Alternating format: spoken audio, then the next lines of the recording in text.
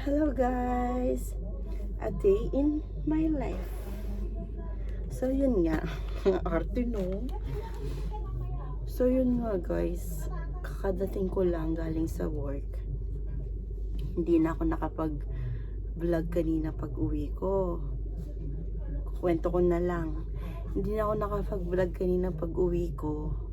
Kasi sobrang siksikan sa loob ng bus.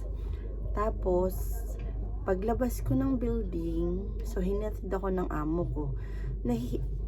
Nahihiya naman ako guys na mag-video habang nando sa loob ng sakyan ng amo ko.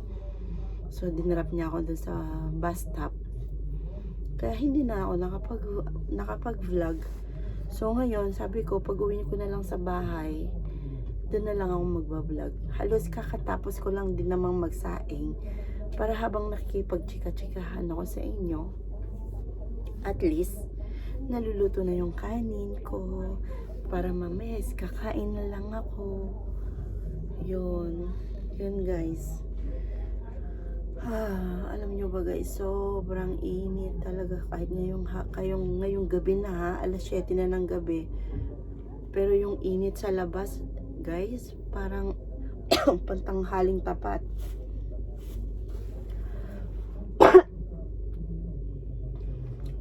Hanggang ngayon yung lalamunan ko masakit pa din hanggang ngayon. Medyo alam mo parang humihigpit na ang sakit. Hindi siya masakit na masakit, yung parang umihigpit. Itulad nito yung boses ko ganyan ulit kasi parang dry siya na mahigpit. So, hindi ko alam kung pag umiinom ako ng gamot, parang ginaganon siya, parang hinihigpitan yung dito ko. Tapos, ang hirap magsalita. Yung boses, nagiging parang magaspang yung boses. Hindi siya smooth. Parang ganun yung nangyayari. Kaya, ayoko mo nang salita. So, yun guys. So far, ganito muna. Bukas ulit, magbablog tayo ulit bukas. Hanggat maaari, sana makuhanan natin yung hanggang kahit sa loob ng bus, no? Pero hindi naman kasi kailangan yun, guys. Minsan kasi alam nyo, may mga ano din kasi na ayaw nilang nabibidyohan. Ang higpit talaga dito, grabe. Kaya kailangan talagang mag-ingat. Tulad kanina, guys, ha? Kwento ko ulit. Nung habang nagpapa-recharge ako ng aking bus card, pumunta ako ng bus station para dun nga magpa-recharge. Ngayon, nag-video ako. Bawal pala, sayang yung mga binidyo ko na mga nadaanan ko, nakuhanan ko. Sayang. Ano ba yan? Sayang yung video na yun. Sana, diba? Medyo sana mahaba yung vlog. At saka, kanina guys, dahil yung nagbabasa-basa yung phone ko. Kung makikita nyo doon sa in-upload ko na video, medyo malabo. Hindi yun guys sa phone ko. Sa camera yun. Kasi parang yung init kaninang umaga, may kasamang parang tubig na humid. Kaya yun, parang namamawis-mawis yung phone ko. Kaya ang labo ng pagkaka-video kanina. So now,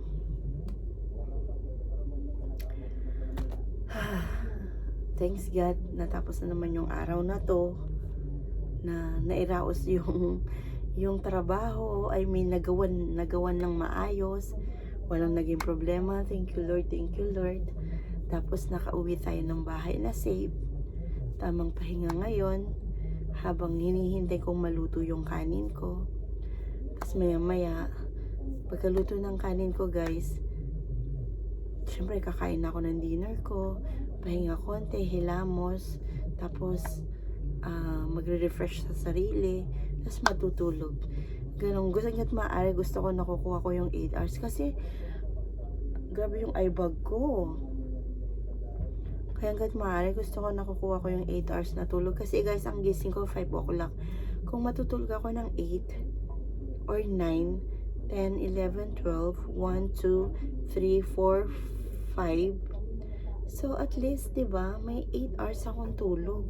Pero kung matutulog ako ng 10 or 11, plaka. Sigurado. May ano yan, may ibag yan. Pasok ka bukas, ganun-ganun ka na naman habang antok-antok ka na naman. Ang hirap ng ganun. So anyway guys, hanggang dito na lang yung video ko. Hindi na ako mag-vlog pagkatapos kong kumain kasi diretso na ako matutulog, mabiprefer. So ngayon guys, thanks for watching. Sana sa lahat po ng nakakapanood ng video na to, please naman subscribe para naman madagdagan yung subscriber ko. Please po, please. Thank you. Bye.